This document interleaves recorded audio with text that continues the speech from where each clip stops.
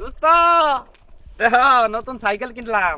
ইয়াল্লা রে দোস্ত, কাম তো এটা কইরা হালাইছ। কয়টা আনিছে? 50 টাকা। আমি এই যে 50 টাকা দিয়ে এই জমি আনি রাখলাম। শালা বলত রে, এই দিনে 50 টাকা দিয়ে এত হানি জমি কেউ রাখে গাদা। তো একটা সাইকেল কিনতি, তুমি বেশি সাইকেল কিনে আলা। না নিলাম, এখন নাতি নাতনি আবাদ টাবাদ করে ঘরবাড়ি করে থাকবো এই জন্য নিলাম। শালা বলদা, জমি দিয়ে কি হবো? এই যে আমার নাতি নাতিরে দেখবি রাজার হালে চলবো, সাইকেল নিয়ে রাজার হালে ঘোরাফেরা করবো। না না না না ভাই, 70 লাখের কম দিন যাবো না, 70 লাখই লাগবো। কি রে বন্ধু, কি ব্যস্ত আছো? 70 লাখ টাকা দি।